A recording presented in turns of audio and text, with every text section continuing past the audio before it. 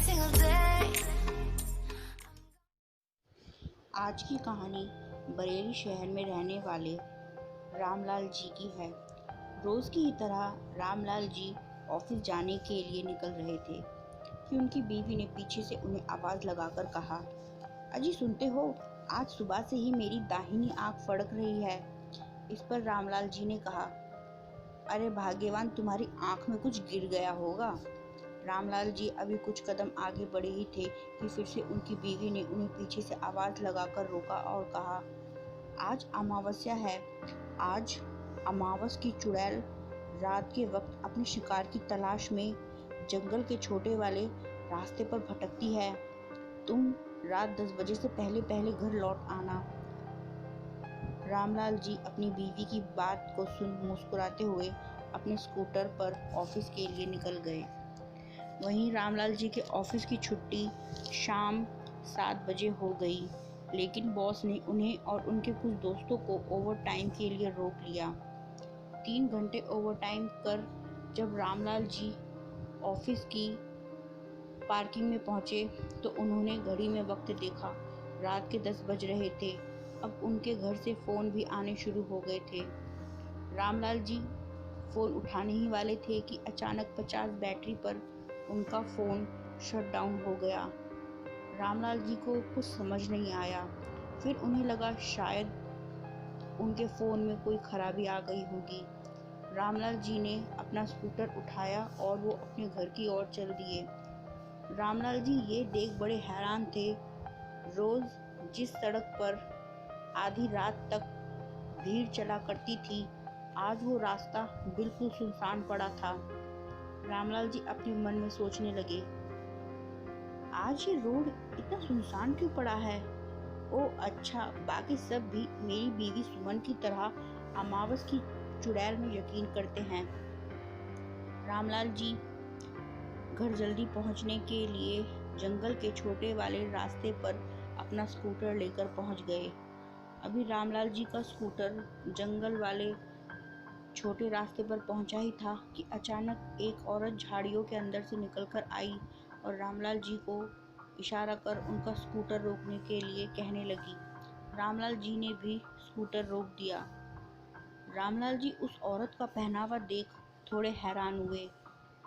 उस औरत ने काले रंग की साड़ी पहनी हुई थी और चूड़ी, बिंदी, नेल पॉलिश, यहाँ तक कि लिपस्टिक भी काले रंग की लगाई हुई थी। उस औरत के घने लंबे बाल थे। उस औरत ने रामलाल जी को एक पेपर देकर कहा, औरत, आप ये पता मुझे बता सकते हैं? रामलाल जी ने उस पेपर को देख कहा, रामलाल जी, ये कॉलोनी तो यहीं पास में है, चलिए मैं आपको अपने स्कूटर पर वहाँ छोड़ देता हूँ। वो औरत रामलाल जी के स्कूटर पर बैठ गई।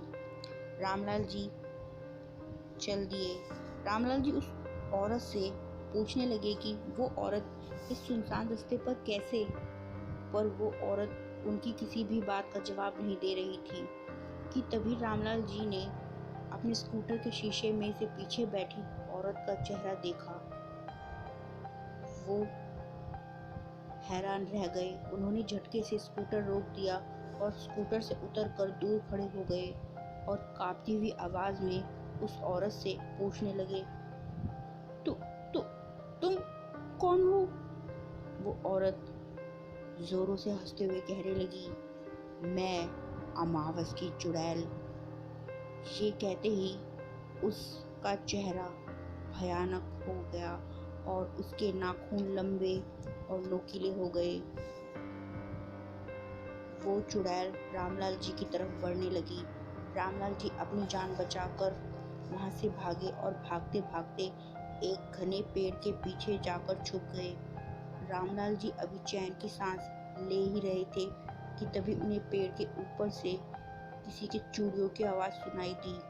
रामलाल जी ने पेड़ के ऊपर नज़र उठाकर देखा तो वो हैरान रह गए। पेड़ के ऊपर वही चुड़ैल बैठी थी। रामलाल जी वहाँ से भी भागे और अमावस की चुड़ैल भी उनके पीछे पड़ गई। वो चुड़ैल भागती हुई बहुत ही ज़्यादा खूंखार और डरावनी लग रही थी। रामलाल जी को चुड़ैल से बचने का कोई तरीका नहीं सूझ रहा था। उन्हें ऐसा लग रहा था शायद आज ये चुड़ैल उनको मार ही डालेगी कि तभी रास्ते में एक हनुमान जी का मंदिर पड़ा। रामलाल जी बिना वक्त गवाए मंदिर के अंदर पहुंच गए और हनुमान जी की मूर्ति के पीछे जा छुपे। वहीं अमावस की चुड़ैल भी मंदिर के दरवाजे तक आ पहुंची और रामलाल जी को बाहर बुलाने लगी। वहीं मूर्ति के पीछे छुपे रामलाल जी डर के मारे पसीने पसीने हो रहे थे। चुड़ैल खुद तो मंदिर के अंदर जा नहीं सकती थी, इसीलिए वो लालच देकर रामलाल जी को मंदिर से बाहर बुला रही थी। चुड़ैल, रामलाल मंदिर से बाहर आ जा, मैं तुझे जमीन में गड़े खजाने के बारे में बताऊंगी और तेरी कोई भी 3 इच्छाएं पूरी करूंगी। रामलाल जी तो डर के मारे कांप रहे थे और चुड़ैल का वहां से जाने का इंतजार कर रहे थे। लेकिन अमावस की चुड़ैल बड़ी ही खतरनाक होती है। एक बार जिसके पीछे लग जाए उसका आसानी से पीछा नहीं छोड़ती। चुड़ैल ने हर कोशिश करके देख ली रामलाल जी को मंदिर से बाहर निकालने की, लेकिन वो मंदिर से बाहर नहीं आ रहे थे।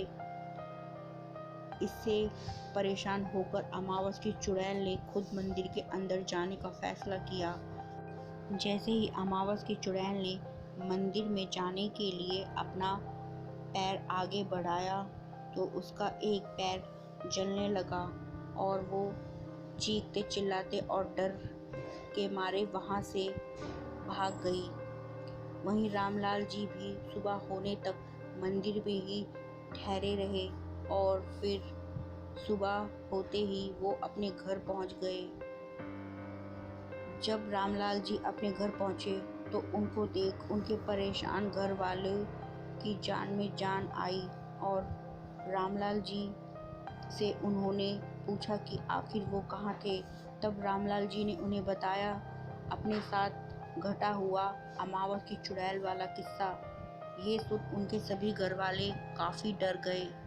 रामलाल जी की बीवी ने उनसे कहा कि वो आज के आंदा कभी भी उस जंगल के छोटे वाले रास्ते से नहीं जाएंगे और उसके बाद रामलाल जी भी कभी उस जंगल के छोटे वाले रास्ते से ना ही कहीं गए और ना ही कहीं से आए। अगर आप मेरे चैनल पर नए हो तो सबसे पहले कीजिए चैनल को सब्सक्राइब और उसके बाद कीजिए वीडियो को लाइक। Thank you.